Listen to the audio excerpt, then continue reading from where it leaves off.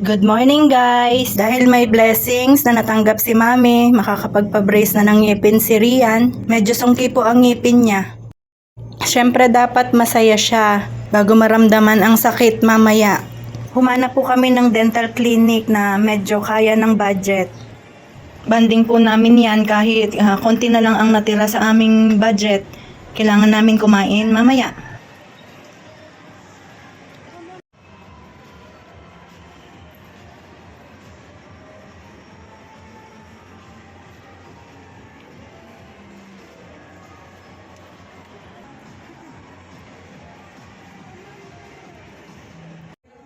Habang hinihintay ko po ang pag-x-ray sa kanya at hindi pa pala kasama ang payment sa cleaning. Mabuti at meron siyang dalang ipon niya. Alam ko din naman, hanggat maaari maibigay ang kailangan ng mga anak. Pangit din naman po kung sungki ang ngipin niya. Chine-check po ang ngipin ni Rian. Ang adjustment po ay depende sa kung gaano kalala yung case ng ngipin.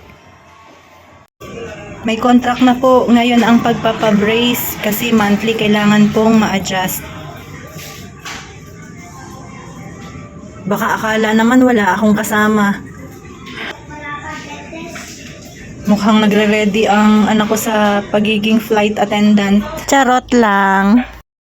Nagpaalam po ako sa doktor. Baka naman po pwedeng ma-videohan ko lang sandali ang anak ko.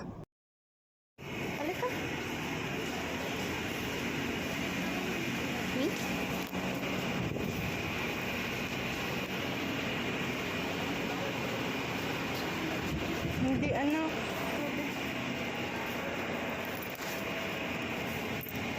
Daan lang po at nag-pray sandali sa simbahan ng 13 Martires City. May falls paglabas.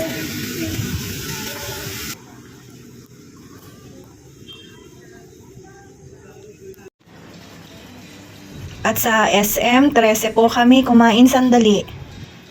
Ayan, soft diet ka lang. Hindi na makakain ng french fries. Lalong gumanda ang anak ko.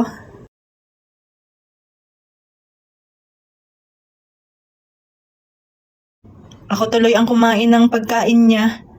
Sopas lang ang kayang kainin. Makagala lang ay masaya na siya.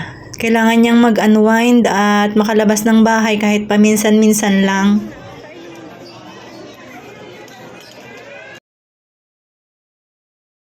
Kakagutom, kain po tayo. Kailangan durog ang pagkain ni Rian. Tiis ganda.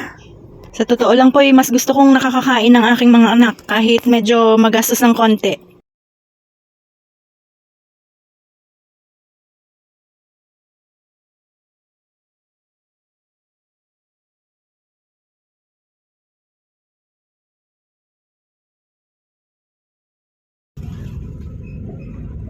At syempre hindi ko makakalimutan na umuwi sa aking ina. Matagal nang naghihintay na makauwi kami. Sa wakas makakauwi din at may pasalubong kami sa kanyang pagkain.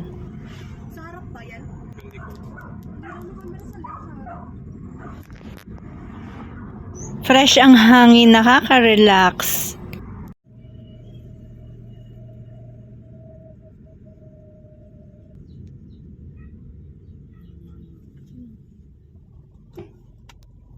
Paalis pala ang aking kapatid. Bukas po ulit. Thank you for watching.